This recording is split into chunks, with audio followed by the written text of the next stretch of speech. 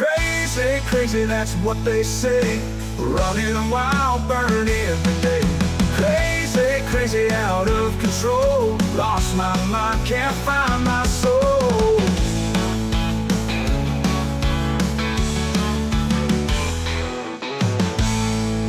Jalgpallipodcast. Kris küsib. Tervitus kõikidele podcasti sõpradele ja vaatajatele. Tänaseks minu vestluskaaslaseks on minu sõber ja Paide linnameeskonna väravahikinnas Marko Meerits. No tere tulemast podcasti, Marko. Tere, Kris. Nii, Marko, alustame sellest kõige klassikalisemast küsimusest, mis ma kõigile ütlen. Kuidas sina üleüldse leidsid oma tee jalgpallini ja kuidas see alguse sai? Jah, mina läksin jalgpallitrenni, kui ma olin 10-aastane, üsna hiljana. Et enne ma mängisin tennist. Tennisetrennides sai seal vahepeal eriti laagrites sai mängida jalgpalli. Jalgpall nagu meeldis ja niimoodi see läks, et üks päev lihtsalt ma ise otsustasin, et tahaksin midagi muud ja läksin proovima ja siin ma nüüd täna olen, et siiamaani mängin. Okei. Ja tundub, et see väga meeldib sulle, eks? No loomulikult, et see on nagu minu jaoks kõige tähtsamalt, et kui midagi teha, siis teha kirega, hingega, see peab meeldima. Kui ei meeldi, siis sa ei saa seda teha selles mõttes nii kaua ja see peab olema, et sa naudid seda, mis sa teed, siis ka tuleb nii-öelda tulemus ja muud asjad. Aga ma siin küsikski nagu kohe ära sellise asja, et me oleme näinud, kuidas osad jalgpallurid teevad erinevaid nagu trenne ja ütle siis, miks alati on see asi, et väravahid lähevad kõige esimesena just nimelt soojandust ja seda tegema? Hea küsimus. See on sellepärast, ma arvan, et meie esiteks meil on enda activation ennem, oleneb siis väravahtidest, enda activation on ennem nii-öelda väljaminekut. Ma teen ise seal 20-30 minutit võimlen ennast lahti, siis lähen väljakule, paar siukest jooksuringi, siis juba hakkame siuke tunnetusega soojendus, püüdmised asjad, siis nii-öelda tuleb see meeskond, tuleb ju välja, teevad oma osa ära ja siis nad tulevad nii-öelda löökidega või senderdustega ja asjadega värava peale, et meie siis peame olema juba nii-öelda piisavalt soojad ja valmis nii-öelda neid siis lööke ja meeskonda siis ka aitama. Okei, aga kuidas näiteks te oma reflekse või neid arendate, et paremad oleksid? No selles mõttes, et eks midagi on nagu kaasa kantud. Et seda saab kindlasti treenida paremaks. Täna juba on väga palju neid võimalusi. Täna on juba sellised special nii-öelda prillid, mis on, sa paned ette nagu päikeseprillid, aga ei ole päris päikeseprillid, siuke vajutad nuppu, siis need vilguvad niimoodi. Samal ajal saad püüda palle, erinevaid kiiruse saad muuta, siis saad teha visuaalselt niimoodi väiksemaks enda visiooni, mis sa näed enda ees. Siis on erinevad reaktsiooniharjutused pallidega, tennisepallidega, kiiruslikud liigutused, erinevad need boardid, kus sa pead vajutama nuppe kiirelt, et see kõik on, täna on juba väga palju võimalusi. Aga kunagi, kui mina alustasin, siis pigem olidki siuksed, olid väljaku poole seljaga, treener ütles su lopp, eks tänase päevani teeme seda ka, aga ütles su lopp, ja siis sa pidid pöörama, said kuhu see pall läheb ja siis pidid reageerima. Et eks ta niimoodi on vaikselt üles ehitatud reaktsioonid. No seda ma olen näinud küll ja küll, kuidas Jüris seda teile teeb. Jah, eks see on tänase päevani. Okei, aga hakkame nüüd siis klubidest pihta, et sina oled olnud siuke vahva tegelane, et sa oled ikka päris paljud Eesti klubid läbi käinud. Järjest võib hakata lugema nüüd Paide, Nõmme Kalju, Nõmme United, Narva Trans, FC Flora, Rakvere Tarvas, vapustav, vau. Räägi nendest igast klubist mingi näiteks väike jutuke, kuidas sa sinna jõudsid, kuidas sa said? Alustame siis algusest, et kuna ma olen Flora süsteemist üles kasvanud nii-öelda, siis 17-aastaselt sain Florasse üsna varakult ka tol ajal see oli nagu pigem haruldane, kui sa nii noorena, eriti väravahina, said nagu esindusmeeskonda Eesti top-meeskonnas. Et ma arvan, et see kõik algas tegelikult juba 16 aastaselt, kui ma sain täishooaja teha esiliigas. Ma mäletan, ma olin üksinda seal väravaht tol ajal. Siis ma sain 17, läksin nii-öelda esindusse, sain kohe ka mänguaega seal. Mängisin esimene aasta tulin meistriks, teine aasta tulin meistriks, siis ma liikusin Hollandisse. No. Aga mis seal vahepeal veel Eesti klubidega on, siis ma tulin tagasi Hollandist enda vahepeatusena siis Rakvere Tarvasesse. See oli pigem selline enda leidmise periood uuesti, et saada peale vigastust ennast käima uuesti. Ma teadsin, kuhu ma lähen, ma teadsin, mis endaga kaasa toob, et oligi vaja palju tõrjetööd teha, enda vormi leida uuesti, enda enesekindlust tagasi saada, seda ma kõik sealt sain. Kindlasti oli see väga hea periood minu jaoks, sest sealt ma läksin otse siis ju Soome. Siis Soomest tulin tagasi, läksin Narva Transi, kui ma õieti mäletan, niipidi vist oli. Siis Narva Transis oli väga, ma ütlen, et minu jaoks oli väga mõnus aasta. See oli teistmoodi selles mõttes, et teises ma olin Eestis, aga teises kultuuriruumis natukene, võib öelda niimoodi. Võib öelda küll, sest et rohkem ikkagi slaavi klubi. Jah, et aga see, mis seal klubi ümber nagu toimus, mis klubi omanikud, kõik, kes seal on klubiga seotud inimesed, see on siuke pereettevõte, ütleme, ja see on nagu tänase päevani ma nagu imetlen seda, kui palju on andnud Burdakov ja üleüldse kogu see, kes seal ümber on, et müts maha. Et paljud ei tea, mis seal tegelikult on taga olnud, et väga keeruline on neil olnud, aga tänase päevani nad on elus, nad püsivad, nad võitlevad ja seal oli nagu väga tugev ühine see hingamine. Kuna ka see aasta, kui ma seal olin, me võitsime karika Nõmme Kalju vastu ja kindlasti väga nauditav periood oli. Siis peale seda, peale Narvat läksin Nõmme Kaljusse. Kaljuga, ütleme nii, et võib-olla eesmärgid olid vähe teised, kahjuks me neid ei suutnud seal täita. Mina klubi soov ja minu enda soov oli tulla nendega siis ka Eesti meistriks, et tegelikult meil oli kõik tehtud, Euroopas olla edukas, aga siis täpselt see aasta tuli see koroona aasta ja euromängudele me läksime, põhimõtteliselt läksimegi tegelikult duubliga mängima. Meil oli võib-olla 4-5 põhimeeskonna mängijat, kes kaasa said reisida, sest tegelikult ennem seda koroonaperioodi olime me väga heas seisus, aga see võttis meil kõik käest. Aga üldplaanis ma arvan, et see oli ka väga õpetlik periood seal Nõmme Kaljus, et kindlasti see on ka siuke kogukonna klubina. Ja nüüd ma olen siis Paides. Et samamoodi Paidega on väga suured eesmärgid meil. Ma arvan, selleks on meil kõik täna klubi poolt antud. Nüüd on lihtsalt mängijate ja staffi ja meie enda ühine keemia vaja leida, mis meid viiks siis kõige kirkamate medaliteni, mida me siin kõik sisimas loodame ja usume tegelikult, et nagu ma ütlesin varem, et siis meeskonna taha tegelikult ei tohiks mitte midagi jääda, et lihtsalt on vaja mingid pusletükid veel kokku panna, kõik püsiksid terved, nagu ikka, sul on see ei ole sprint, see on maraton. Et ma arvan, et kui me seda suudame teha, siis see aasta tuleb vägev. Okei, aga näiteks Nõmme Unitedi koha pealt ma tahaks üht asja veel küsida. Nõmme United muustusin täitsa ära. Ja ma mõtlesingi niimoodi, et sa rääkisid sealt Nõmme Kaldist kohe, ja siis ma mõtlesin, pagan, kas jäi Nõmme Unitedi kohe.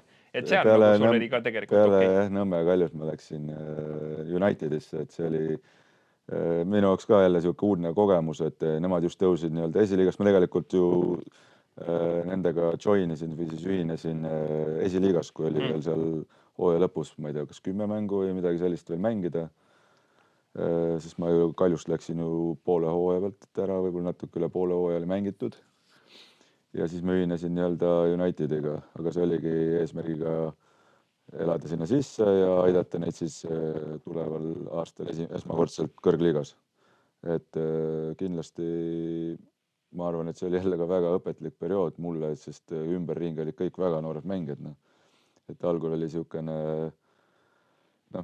kuidas sa ütled, et ise tunned, et sa pead palju vastutama, et lõpuks see nagu hakkas iseennast ka mingil määral nagu ikkagi mõjutama, et unustasin iseennast mingitel perioodidel ära võib-olla. Aga see, mis seal klubis samamoodi, see süsteem ja see tingimused, kõik see on Eesti mõistes väga haruldane, samamoodi nagu meil siin täna Paides on, et see pool on ka seal kõik väga hästi Mardil toiminud ja toimib tänase päevani, et nüüd nad on jälle kõrgliigas tagasi, et ära on näha. Unitedi koha pealt on kindlasti võtta nagu selline hea küsimus ka, et mingil määral nagu see oli sulle ka nagu ma usun sihuke power asi, et ikkagi klubi president tegelikult on Eesti läbi ajaloo üks kõige võimsamaid väravvahte Mart Poom, on ju. Jah, selles mõttes, et kuidas seda võtta, et eks ta ikka nagu selles mõttes nagu kompliment on mingil määral kindlasti, kui Mart nagu isiklikult sind enda klubisse soovib, aga eks tol hetkel nagu ma sihukesel ajal nagu ühinesin nendega, kui oli tegelikult hooaeg käimas ja mina olin sel hetkel vaba, et eks see ka võib-olla mingit rolli mängis ja kuna neil oli teada juba, et nad põhimõtteliselt kui ma ühinesin meeskonnaga veel, siis see ei olnud kindel, et see on tõuseme 100%. Selles mõttes, et edu oli neil suur, aga punktiliselt veel ei olnud 100%. Aga eks ta oligi niisugune ettevalmistav periood uueks aastaks, et meeskond on noor ja siis tagala võtame nii-öelda kogemust, et aidata sellega. Okei. Aga siit oleks nagu hea samm astuda tegelikult välismaale. Sa oled ka välismaal jalgpalli mänginud. Räägi nendest lähemalt. Mõne aasta sai mängitud seal, et Hollandis siis 2011 aastal ühinesin Arnhemi Vitessega. 3-aastase lepinguga olin seal. Et ütleme nii, et ma väga ei jõudnud seal sisse elada, et ma olin vist alles just omale korteri saanud seal juba, kui liiga hakkas pihta ja juba pidin esimene mäng nii-öelda sekkuma, et seal käis kõik väga kiiresti, et 6 aega olin ainult trenni teinud. Esimene mäng 21. minutil, kui ma õieti mäletan, see peaks olema mul nagu jookseb silme eest siiamaani. Istusin seal pingi peal ja siis see põhiväraht viskas pikali, vaatasin, okei. See pulss, mis mul oli tol hetkel, ma arvan, mul ei ole elus mitte kunagi sellist pulssi olnud välja arvatud siis, kui ma jooksen mingi kuskil pikalt või niimoodi, aga niimoodi tavalekus sihukest asja ma ei ole varem hiljem nagu tundnud. Aga läksin 21. minutil mängu ja õnnestus 0 mäng teha, et seal Vitessas ma sain 4 mängu kokku. 2 võitu, viigi ja Amsterdami ajaksile siis kaotasime ja kusjuures veel huvitav fakt on tegelikult veel see, et ajaks oli minu nii-öelda, mulle meeldis see meeskond kunagi noorena. Ma jälgisin neid nagu, ja siis ma sain veel ise mängida nende vastu, et see oli väga kihvt ja Amsterdami arenal ka veel. Et ütleme nii, et Arnhemi periood, Vitesse periood oli väga õpetlik. Kindlasti, kui ma täna tagantjärgi vaatan, siis kõik tuli väga kiiresti.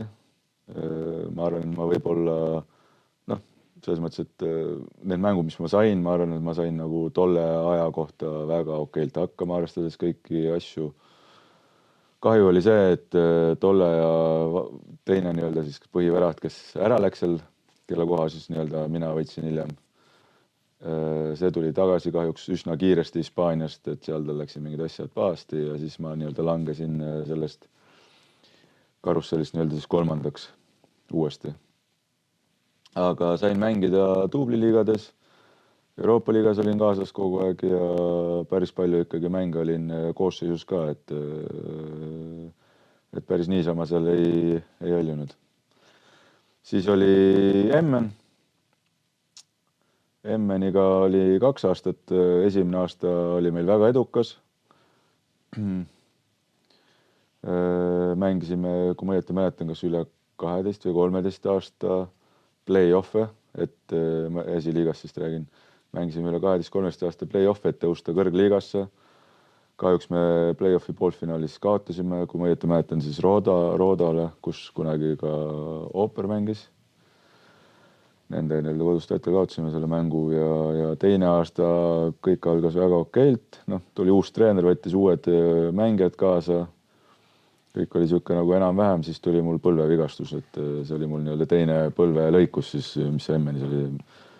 Esimene siis oli mingi teine aasta Vitesse ajast, et siis selle lühikese 5-aastase perioodi sisse jäi 2 mõlemi põlveoperatsiooni, mis üsna palju kahjuks nagu võtsin nagu ma tänase tagantjärgi vaadates võtsin nagu päris palju ära.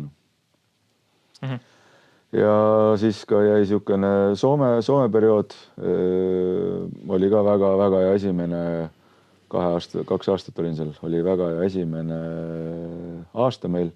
Mängisime väga ilusat, väga atraktiivset jalgpalli, ka Euroopas olime väga edukad. Et ma arvan, et see oli ka niisugune väga õpetlik aasta. Küll teine aasta natukene mänguaeg kahanes, kuna seal oli natukene niisuguseid arusaamatusi, kuna tollaajane Soome liiga kalender siis oli selline, mis väga ei supportinud siis, kus toetanud seda, et kui sa mängid koondises, siis seal ei olnud seda, et sul on mitu päeva seal vahel, nagu Eestis on 3-4-5 päeva, et sa saad taastada mänguks, valmistuda liigamänguks, siis oli meil niisugune periood, kus oli Lätiga mäng Lätis meil, ma pidin terve järgmise päeva reisima tagasi, siis ma ei mäleta, kus see mäng oli meil Soomes, kuskil ei olnud kodus ka. Pidin korralikult seal veel bussiga sõitma ja siis järgmine hommik lõunal oli juba mäng ja see mäng ei õnnestunud väga hästi ja siis mul oli niisugune, treeneril oli oma arvamus sellest koondisest ja minul oli oma arvamus ja sealt natuke tekkisid lahkhelid ja sealt kahanes see nii-öelda mänguaeg mul, aga muidu ma arvan, et tagantjärgi vaadates eks alati saad öelda, et midagi tol hetkel, kui tänase tarkusega vaadata, oleks võinud muud teha, aga selles mõttes ma ei kahetse midagi. Okei, aga siin juba juttu seest tuligi tegelikult välja mõningad su vigastused, mis sa nagu tõid välja, et võtamegi korra selle siis käsile, et kui palju need vigastused üleüldiselt on siis sind mõjutanud ja millega see siis täpsemalt nagu kimpus oled olnud? Eks neid selles mõttes, et pisiasju, põrutusi asju on, neid ma ei hakka siin isegi nimetama, neid on mul nii palju olnud, et see on tavaline väravahtidel, aga mis operatsioonid on olnud, on mõlemi põlvega olen käinud, mis nüüd võtsid ikkagi omajagu aega, planeeritust päris palju rohkem, künanukiga olen käinud,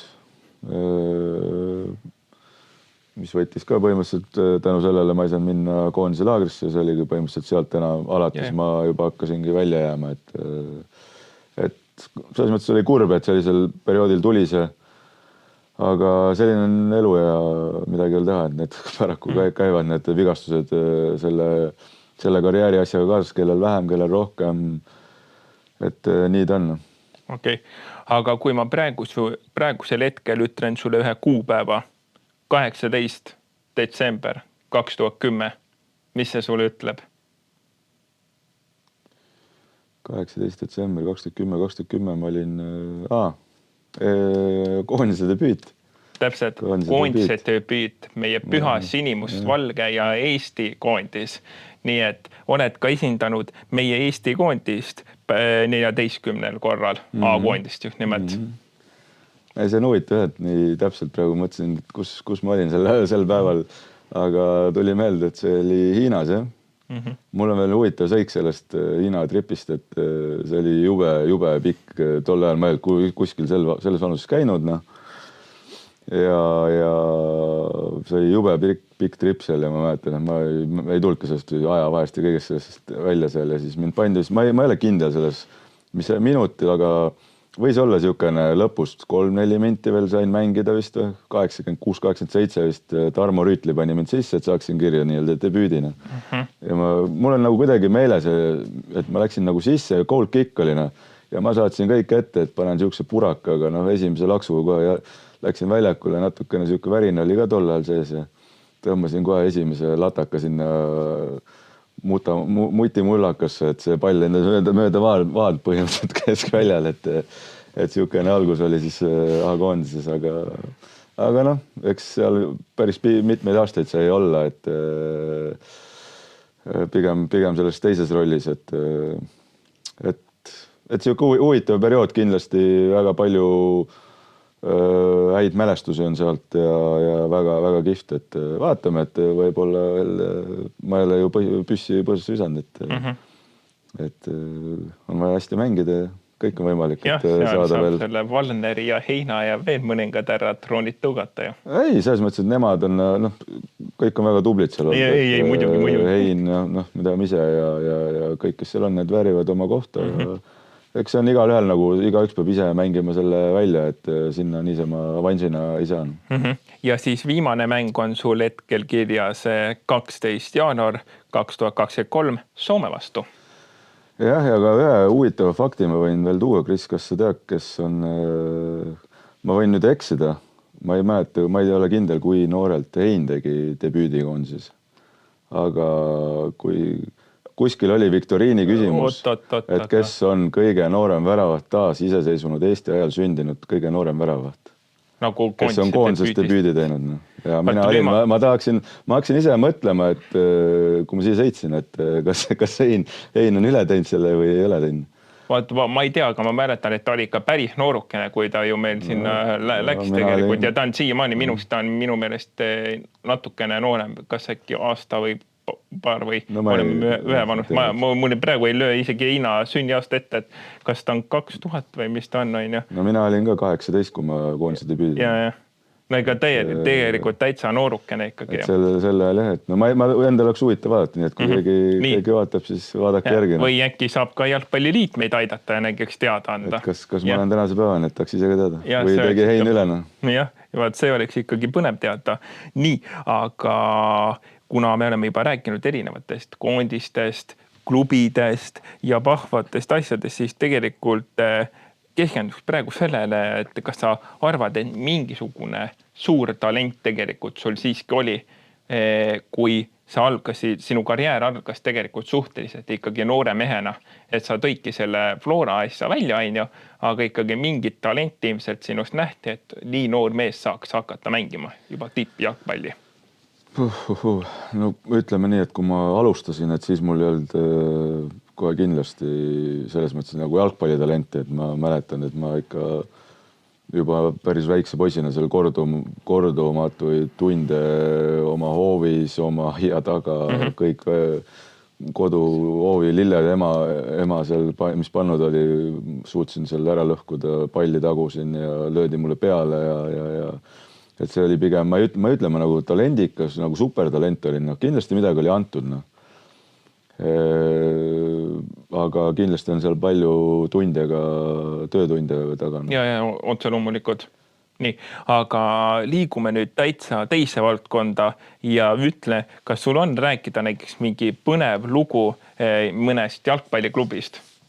See ei pea olema praegu konkreetselt nali, vaid konkreetselt mingi põnev vahejuhtum või mingi sihukene asi mõndadest jalgpalliklubidest. Olgu see Eesti või välismaa?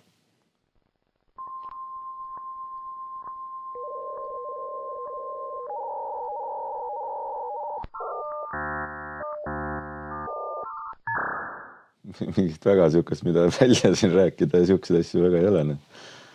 No sihuke klassikaline nagu jalkameeskonnas ikka, et ega ma kõike ka siin nagu ei saa rääkida. Aga nägis konkreetselt nüüd, kui me läheme teise korra küsimusse, et nägis mingi nali, konkreetne nali niimoodi, et nagu ongi mängule minek ja kellelgi ongi mingi asi maha jäänud opadi. No ma võin rääkida siis, võtame siin lähitulevikust Kalju mängus. Meil oli Kuressaares mäng. Nii, üks brasiilastest siis pidi alustama põhikoosseisus, aga kuna me teame, et Kuressaarde me sõidame praamigana, siis tema otsustas, kui oli aeg minna bussi, otsustas tema minna, siis ma ei tea, kuhu seiklema, kas siis tualetti või siis ma ei tea, kus ta kadus. Ühesõnaga, tema sinna bussi ei jõudnudki ja meie avastasime siis poole tee peal, et üks inimene on puuduna. Ehk siis brasiiliane kodanik sõitis siis meiega koos sinna poole, meie sõitsime edasi Kuressaare poole, teda bussis ei olnud ja tema sõitis selle praamiga tagasi ka. Ja siis lõpuks, kuna ta ei rääkinud veel ühtegi inglise keelt ega mitte midagi, ainult Hispaania või seda portugali keelt, siis oli tal väga keeruline seal kuidagi lõpuks treener või siis keegi sealt abilistest meil sai ta kätte ja ütles, et kuule, sõida nüüd siia veel tagasi. Ehk siis meie sõitsime Kuressaarde, sealt me läks siis üks abipersonalist, siis läks, ma ei tea, kas siis läks talle järgi või siis ühesõnaga ta tuli sealt taksoga ise mängule, aga kohale ta jõudis, aga põhikoosseisus ta ei olnud sellel päeval enam. Vaat siin on aegimsed, kindlasti me teeme sellest loost väikse klipi ja äkki loodame ka, et Nõmme Kalju jagab seda oma stories, et sihuke põnev vahejuhtum on aset leidnud. No jah, sihukene, eks neid asju ikka siin juhtub, et jah, Aga tuleme ka sellise asja peale tagasi, et nii palju kui mina osades trennides ja mängudes olen tähele pannud, oled sa natukene suhteliselt ka emotsionaalne väravaht, mis on mõnes mõttes päris hea nii-öelda omadus, et sa juhendad oma kaitseid, oma meeskonda ja ikkagi ikka kohtunik teeb mingit valet otsust, sa julged ka seda välja öelda. No selles mõttes, et kui sa asju hingega teed, et siis peab seda emotsiooni ka olema, et muidu oleks nagu minu jaoks on nagu siuke nadi, kui ei ole mingit emotsiooni väljaku peal, et kindlasti ma võib-olla avaldan teinekord oma arvamust liiga valjult, teinekord võib-olla natukene rahulikumalt võiks seda teha, aga üldjuhul, kui ma seda teen, siis ma tol hetkel siis olukorras, kus ma olen, tunnen, et võib-olla meile liiga tehtud. Aga see käib jalgpalli juurde, et ma arvan, et see on meeskonnale ka nii-öelda, kui ma seal tühja niisama ei lõuga oma mängijate peale, et ma ikkagi üritan neid alati juhendada, aidata ja ma arvan, et see annab nii-öelda meeskonnale ka mingit kindlust, kui nad teavad, et seal taga on nii-öelda siis inimene, kes juhendab ja on niisugune nii-öelda kohalne, ütleme siis. Okay. Et see aitab mul endal samamoodi olla mängus sees rohkem ja kindlasti on see meeskonnale ka suurem asi. Ei, see on normaalne.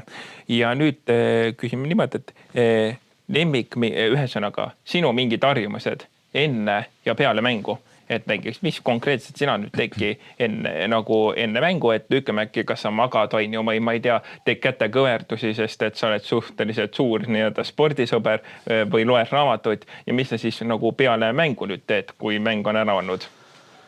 Hommikul on nagu ikka niisugune mängupäeval, et ärkan, üldjuhul siis söön hommikusöögi ära korraliku, siis natukene aega või siis käin nii-öelda koera ringitan ära, jalutan niisugune 20 minti, 30 minti oleneb siis, kuidas tunne on, siis lähen koju tagasi, teen venituse, siis eks oleneb, kui on õhtumäng, siis ma räägin praegu sellest, kui on nii-öelda õhtumäng, et siis teen venituse seal, mobility, mingid keharaskusega asjad, et saada keha käima, mulle nagu see, eriti tänases vanuses on see nagu olulisem, et kunagi noorena võib-olla nii palju ei pidanud võimlema, et siis oli liigesed luud ja olid väga kergemad, et ennast käima saada natuke peab vaeva nägema, et siis teen nii-öelda mingi näksi jälle, puhkan ja ongi mängueelne söök ja siis ongi mängule minek, et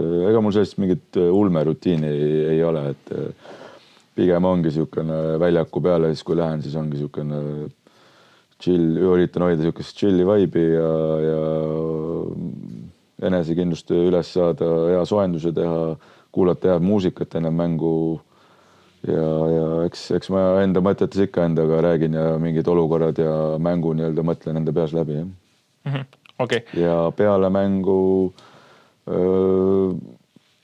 ma ei tea, niisugune tavaline, et söön korraliku söögi, mis annab mulle kõik asjad tagasi, mis mul vaja on.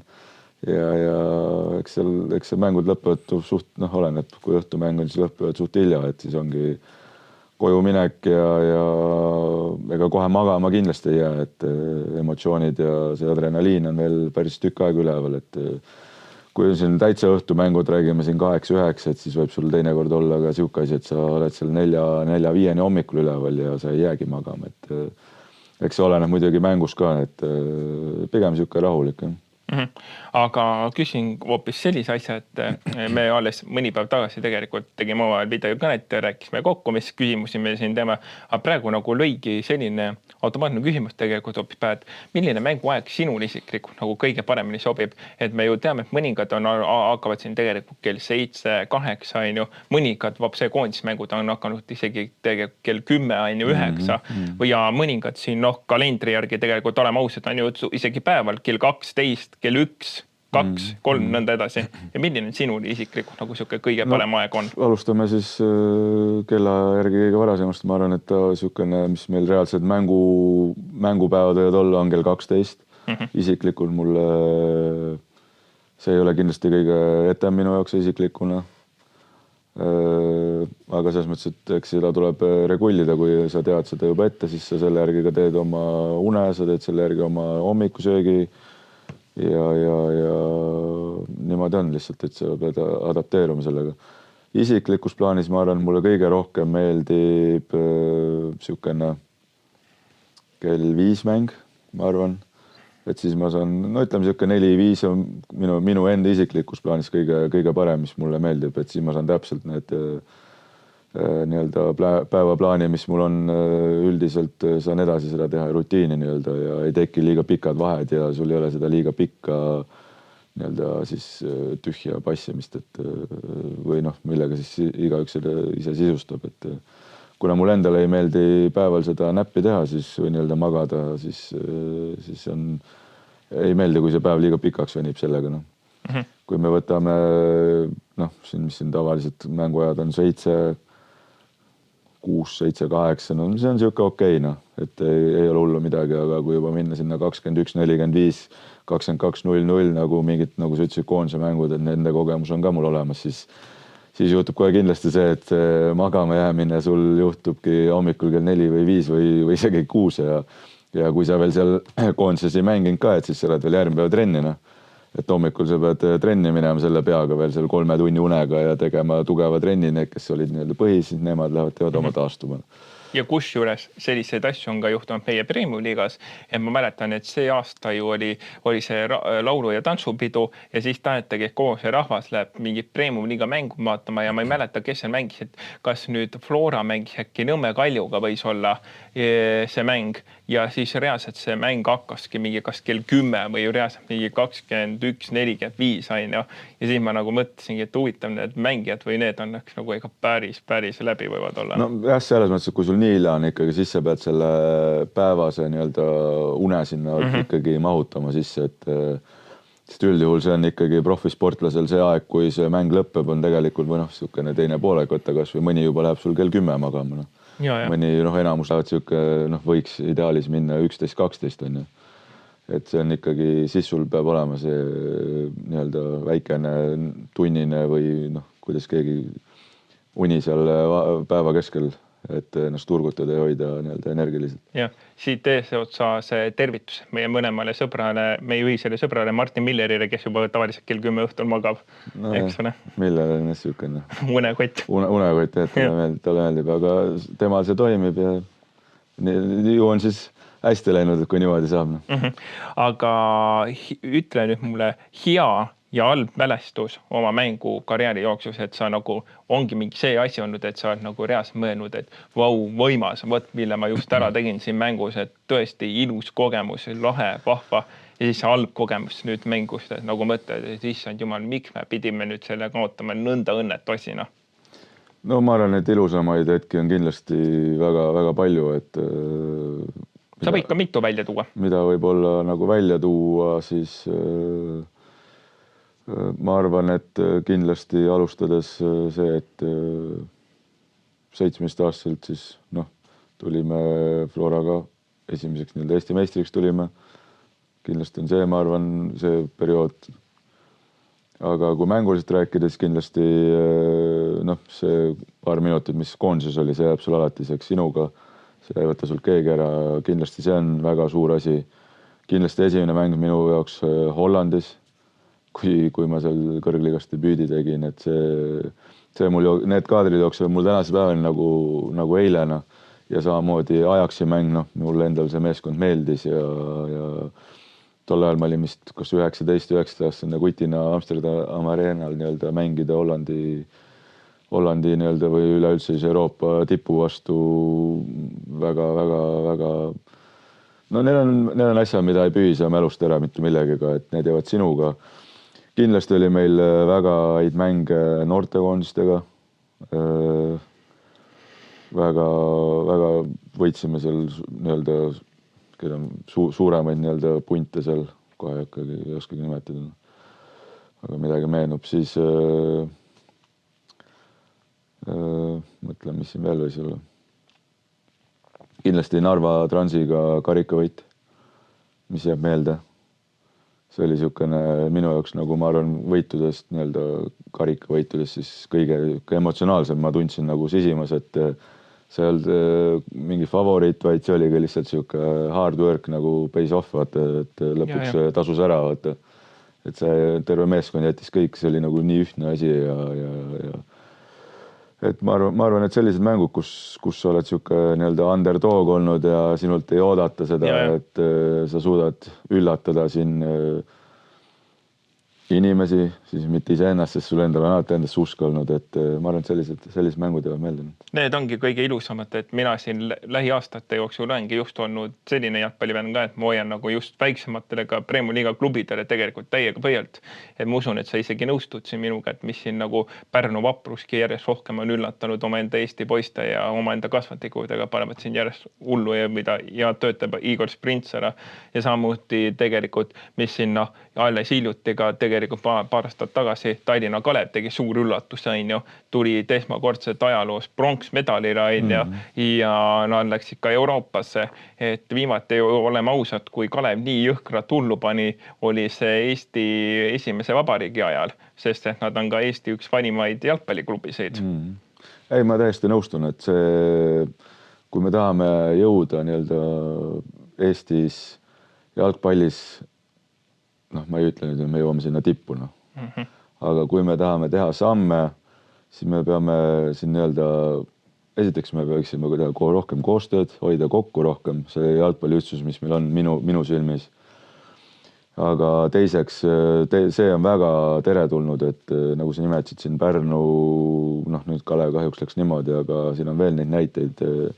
See on ainult hea ja täna ma ütlen, et kui ma alustasin 2010 mängimist, siis meil oli niimoodi, et me läksime selle tagumise poolega mängima, me juba teadsime alateadlikult, me ei alahinnanud tol ajal, meil oli väga hea meeskond, me tulime meistriks, kõik oli väga hästi, aga me juba teadsime, et me täna palju lööme miinimum 5, et siuksed mängud tulevad, aga täna sa oled nii-öelda seal Eesti topis neljas eas, sa lähed mängima tagumistega selle, et sul ei tule kerge, sa pead ennast kõik andma, kõik ongi nagu fookuses kinni, et kui sul seda ei ole, siis sa saad vastu näppe väga valusalt, et väga kõva on see, et on ühtlasemaks läinud liiga ja kindlasti see tasub ära mingi hetk, et see on kõigil ainult kasulik. Ja see absoluutselt nõus sinuga sellepärast, et me võime kas või hea näite tuua, et ega minu ka jalgpallivänina ei olnud eriti tore vaadata, et järsku umbes Opadi eelmisest hooajast Harju Laakri, kes saime tappa, et no mida asja poisid, mida me tegime praegu, et see oli nagu tõsiselt siuke tunne, nagu keegi oleks, ma ei tea, naha maha tõmmanud elusalt.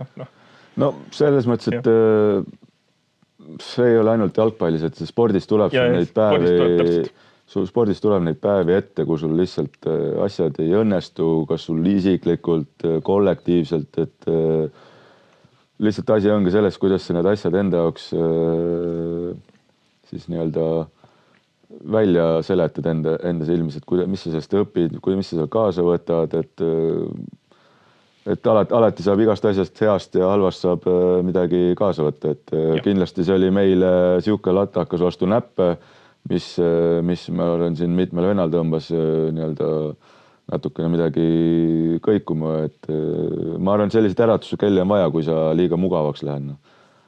Et neid ei saa liiga palju lasta, aga neid on kindlasti vaja. Okei, aga näiteks küsin sükest asja sinu käest, et ütle, sa oled nüüd olnud päris palju Eesti erinevates klubides. Kas on ka mõni selline klubi tegelikult, kui ühel hetkel Paidega enam meil leping sul ei pikena ja mõtled, et võt see Eesti klubi oleks ka tegelikult, kus ma tahaksin veel kinda kätte tõmmata ja selle klubi eest mängida, et põnev kogukond, mis sa siin ka rääkisid, huvitav mingi atmosfäär, huvitav näiteks mingi linn. Oskaksid sa mingi veel välja tuua? Ei, ma ei ole siukest sellist nagu klubi, kus ma veel nagu kindlalt kätte tahaksin tõmmata peale. Täna ma olen Paides, ma olen selles mõttes, et mulle meeldib, mis siin Paide ümber toimub, kõik see, mis meile antud on.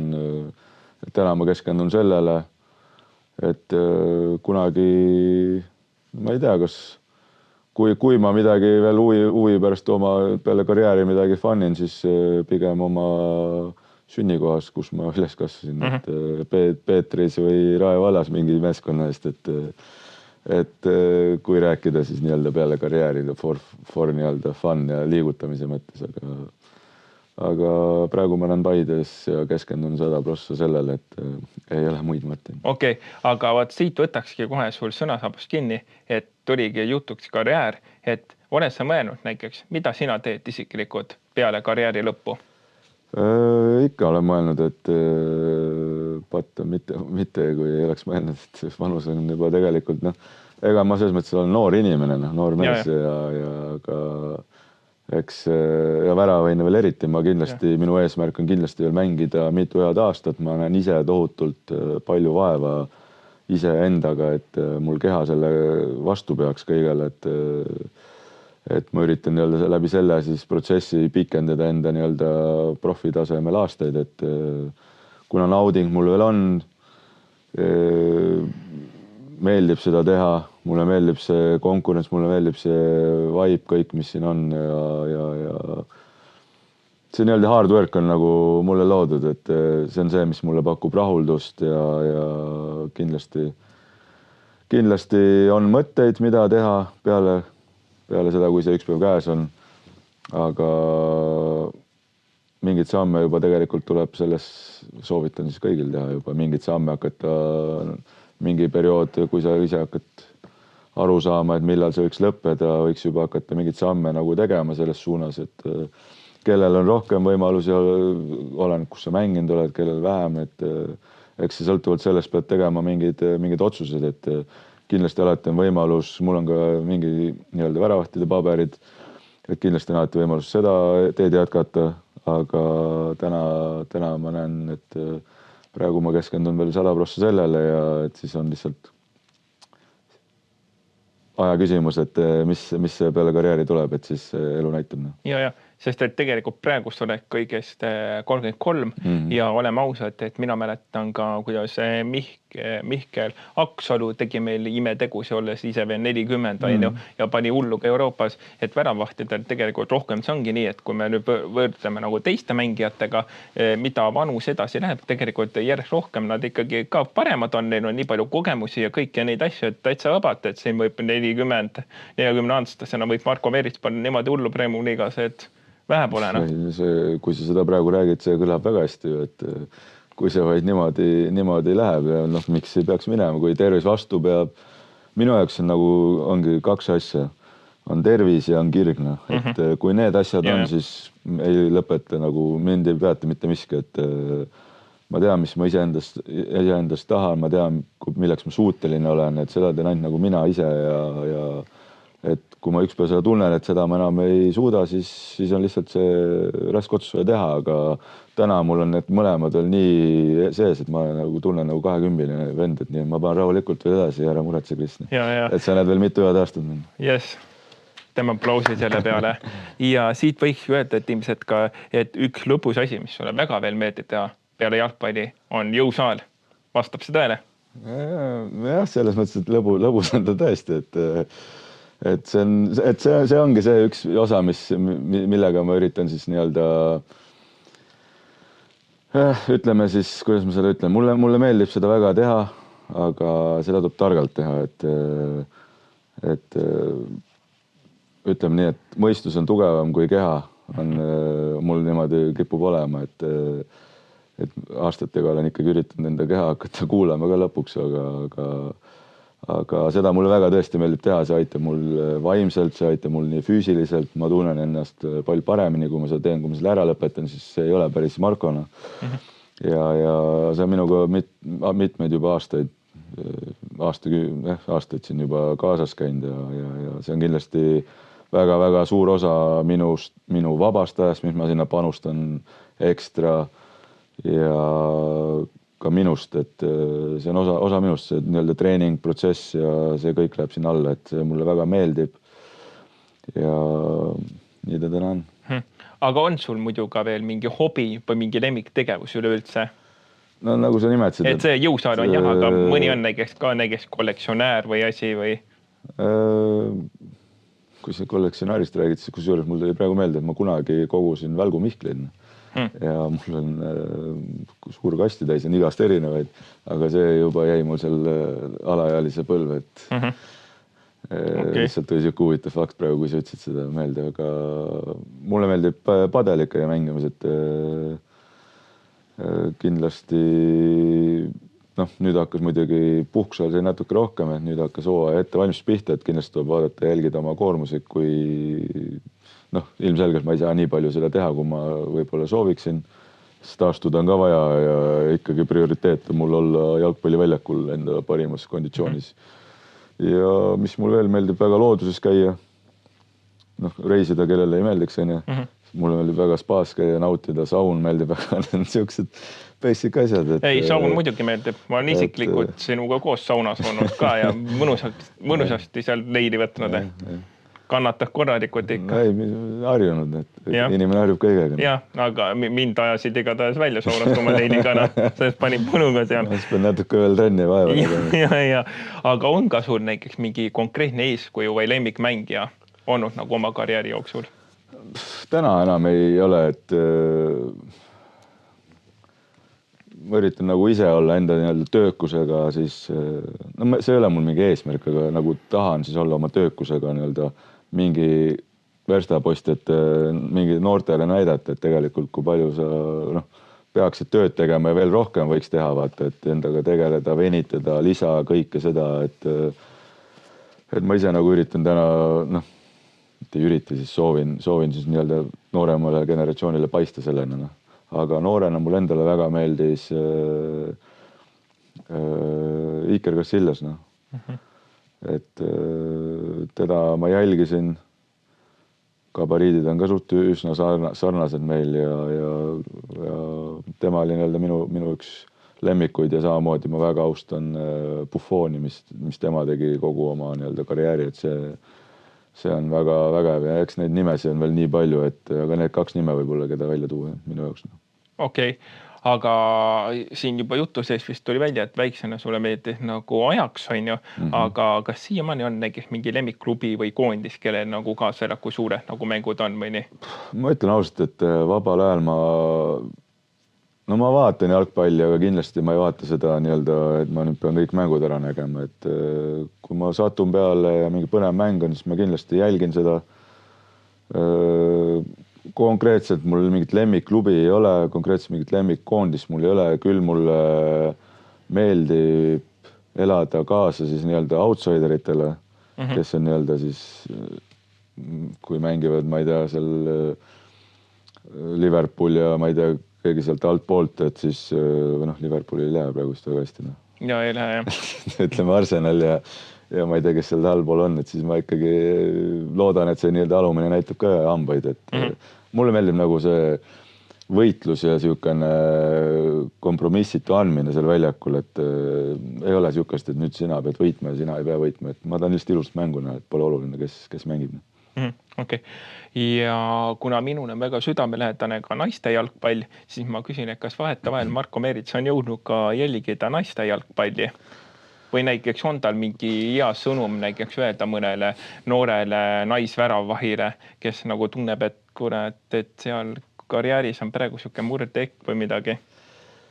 Kusjuures ma pean sulle tunnistama, ma viimasel ajal ei ole naiste jalgpalli oma silmaga vaatamas käinud. Küll aga kui viimane kord, ma arvan, kui ma käisin naiste jalgpallistaadionil vaatamas, mängu oli mingi aasta seal Kalju perioodist, käisin siis trennikaaslase, elukaaslase mäng oli seal. Seda käisin korraks, vaatasin seal paarkümmend minti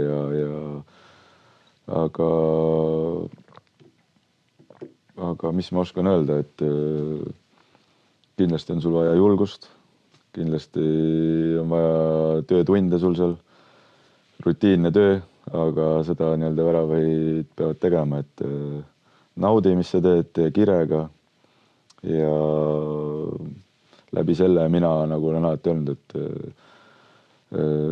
kui sa teed seda naudinguga, sa teed seda kirega, sa paned enda kogu hinge sinna sisse, siis vähemalt kui sul kõik asjad ei õnnestu ja ühel päeval sa vaatad tagasi sellele, sa tead, et sa andsid ennast kõik, et see on nagu kõige tähtsam.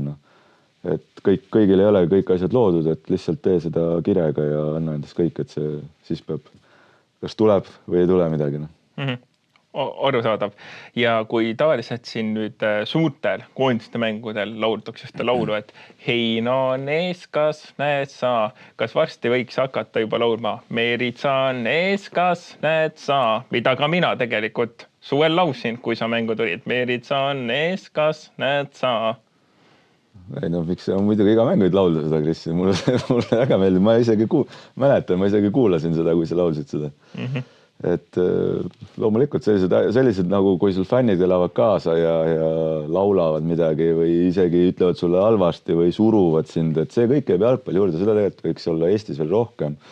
Kahjuks meie kultuur on selline, et täna veel, et nii ta paraku on, et seda on kurb näha tegelikult, aga samas mingil määral ma saan aru ka sellest, aga ikkagi jalgpallurina sa tahad rohkem nii-öelda seda kaasaelamist ja kui sul on kogukond taga, et see annab nii palju tohutult tegelikult meeskonnale juurde, et eriti niisugustel rasketel perioodidel ja üleüldse see nagu, see atmosfäär on nii tähtis üleüldse spordis, et see võiks nagu olla.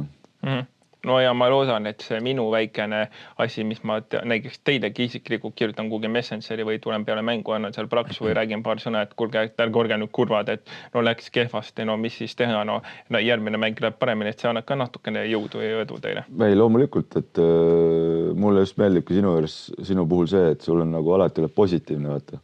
Et meil läks mäng pahasti, sa alati tuled toetad meid isegi, kui me ei taha midagi rääkida, mida iganes, et sina oled alati kohal, vaata, ja oled nagu meile nii-öelda selles mõttes olemas, et ütleme meile neilt nii-öelda toetavaid sõnu, et see kindlasti aitab meile kaasa ja keep going.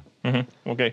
Ja siit lõpetuseks tahakski küsida selle, mida ma küsin absoluutselt kõigi siin saate külaliste jaoks, et kuidas üleüldiselt siis sinule kui professionaalsele jalgpallurile minu see väikene panus korda läheb. Nüüd ma mõtlen kõik see podcastendus ja kogu see asi, et tegelikult ma vännan väga aktiivselt ka kogu Eesti jalgpalli, on see siis mehed, naised, kõikidele nagu alati plaksu täiega möllan, et meie Eesti jalgpall olekski ainult arengus. No nagu ma just ennem rääkisin, et selles mõttes, et see annab nii palju juurde, vaata, kui sellised inimesi on, sellised inimesi võiks rohkem olla, kes on nii tuhinaga sees, vaata, sul on ju ka oma mingi särgikollektsioonid, asjad, vaata, sul on nagu oledki seal sees, vaata, hingega ja see on sinu jaoks samamoodi, see ongi sinu jaoks hobi, vaata, et ma saan aru, mul on enda hobid, sul on enda, vaata, see on sinu jaoks hobi ja see on vägev, see on väga asi, mida sa siin ajad ja mis sa siin teinud oled, et ma väga respektin seda ja Kris, pane samamoodi edasi, et ma arvan, et sul siin veel kihvtil asjad ootavad ees sind, et pane edasi ja nii ta on, et naudi samamoodi seda, mis sa teed. No täpselt ja siit sõnasabast veel võtan kinni, et sa võiksid oma headele sõpradele öelda edasi, kes on samuti jalgpallurid, et on alati tere tulnud siia jalgpalli podcasti, isegi need, kes kuskil Tallinnas on. Loomulikult, et tulge siia julgelt ja Kris ära ei söö teid, et ajame ühte asja kihvtilt ja hoiame kokku. Ja sellega ongi hea kokku, et minu tänane podcast. Tänaseks minu vestluskaaslaseks oli minu hea sõber ja Paide linna meeskonna väravvaht Marko Meerits. Aga ennem kui me lõpetame, tahaks paluda, minge pange kindlasti meile Instagramis, Facebookis ja YouTube'is follower, like, Kris küsib ehk jalgpalli podcast. Tahaks tänada oma võrratud head koostööpartnerid, Crazy Trahterit, kes kostitab alati siin meie saatekülalisi ja mind maitsva kõhutäiega ja joogiga. Nii et kui olete Paides, astuge kindlasti läbi, sest Crazy Trachterist saab alati hea kõhutäie süüa. Peatse nägemiseni ja jääge ootama, kes on järgmine saatekülaline. Tšau! Tšau! Crazy, that's what they say. Running a wild, burning every day. Crazy, out of control. Lost my mind, can't find my soul.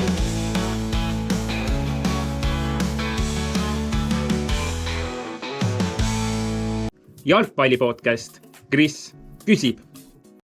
Automaton OU Graphic Solutions.